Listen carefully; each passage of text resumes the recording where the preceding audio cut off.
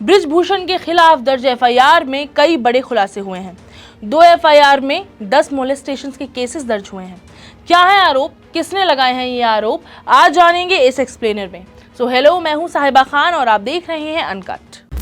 कम से कम 2 ऐसे इंसिडेंट्स बताए गए हैं एफआईआर में जहां बृजभूषण ने काम के बदले और सप्लीमेंट्स के बदले पहलवानों से सेक्सुअल फेवर्स मांगे हैं।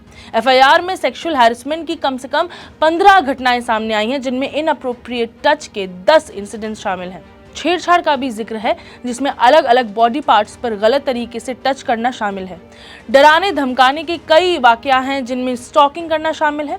भारतीय कुश्ती महासंघ के प्रमुख और भाजपा सांसद बृजभूषण सिंह के खिलाफ 28 अप्रैल को दिल्ली पुलिस में दायर एफआईआर में यही प्रमुख आरोप हैं। दोनों ही एफआईआर में इन आईपीसी की धाराओं के तहत केस दर्ज हुए हैं, जिनमें 1 से लेकर 3 साल तक अपराधी को जेल हो सकती है। पहला 354 असॉल्ट और criminal force to woman with intent to outrage her modesty, 354A sexual harassment, 354D stalking और 34 कॉमन इंटेंशंस। पहली एफआईआर में 6 वयस्क रेसलर्स के आरोप शामिल हैं और इनमें WFI सचिव विनोद तोमर का भी नाम आया है। दूसरी एफआईआर एक नाबालिग के पिता की शिकायत पर बेस्ड है और इस वजह से उसमें पॉक्सो अधिनियम धारा 10 भी लागू होती है, जिसमें 5 से 7 साल तक की कैद हो सकती है। जिन घटनाओं का जिक्र किया गया है वो कथित तौर पर 2012 से 2022 के बीच की घटनाएं हैं, जो भारत और विदेश में हुई हैं। माइनर की कंप्लेन जिसे उसके पिता ने फाइल किया है, उसके अनुसार उसकी बेटी तब से उस इंसिडेंट के सदमे से बाहर नहीं निकल पाई है। विस्तार में बात करें तो माइनर के एलिगेशंस कुछ इस तरह हैं।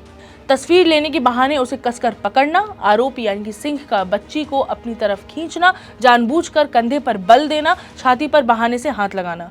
दूसरी एफआईआर में बाकी 6 व्यस्त रेसलर्स के आरोपों का बखान करती है। साथ ही साथ आपको बता दूं कि पहलवानों की खासकर भारत के बड़े नामी ग्रामी स्पोर्ट्समैन से खासा शिकायत है। उनका कहना है कि वक्त आने पर कोई साथ नहीं देता। पहलवानों का कहना है कि मशहूर खिलाड़ी पहलवानों के समर्थन में क्यों आगे नहीं आ रहे हैं। शायद इसी वजह से, इसी कंट्रोवर्सी के चलते 1983 में कपिल देव की अगुवाई में वर्ल्ड कप जीतने वाली भारतीय टीम के खिलाड़ियों ने एक बयान जारी किया है। इस बयान में पूर्व क्रिकेटरों ने उम्मीद जताई है कि मसला जल्द से जल्द सुलझ जाएगा। कहा है कि चैंपियन पहलवानों को ऐसे हालात में देखकर उन्हें बहुत बुरा लग रहा है। खासकर हम लोग इस बात से सबसे ज्यादा चिंतित हैं कि हमारे पहलवान मेडल को गंगा में बहाने जा रहे हैं। ये बेहद दुखद है। ये मेडल पहलवानों को आसानी से नहीं मिले हैं। इसके लिए उन्होंने सालों साल त्याग और मेहनत की है, समर्पण दिखाया है, तब जाकर उन्हें ये मेडल मिले हैं। इसके अलावा इस बयान में कहा गया है कि हमारे पहलवानों ने अपनी मेहनत से देशवासियों को खुश होने के कई अवसर दिए, लेकिन अब इस हालात में देखकर उन्हें बेहद बुरा लग रहा है। हम चाहते हैं कि इस मसले का जल्द से जल्द समाधान हो। गौरतलब है कि बृजभूषण शरण सिंह के खिलाफ एक्शन नहीं होने और 28 मई को जंतर मंतर पर हुई पुलिस कार्रवाई के खिलाफ प्रदर्शनकारी खिलाड़ियों ने मेडल गंगा में बहाने का मंगलवार को ऐलान किया।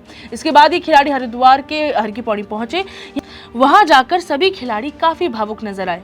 इस दौरान विपक्षी नेताओं और BKU के राकेश टिकैत ने उनसे मेडल नहीं बहाने की अपील की।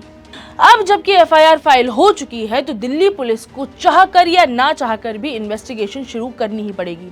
एफआईआर दर्ज होने के बाद पुलिस इन्वेस्टिगेशन प्रोसेस के लिए एविडेंस इकट्ठा करेगी, गवाहों से पूछताछ करेगी, क्राइम सीन का निरीक्षण किया जाएगा, सबके बयान दर्ज होंगे और फॉरेंसिक परीक्षण भी हो सकता है। लेकिन ये यहीं तक सीमित नहीं है। इस केस से जुड़े अपडेट्स हम आपको देते रहेंगे, तो बने रहे अनकट पर। फिलहाल मुझे दे इजाजत। मैं हूं साहिबा खान और आप देख रहे हैं अनकट।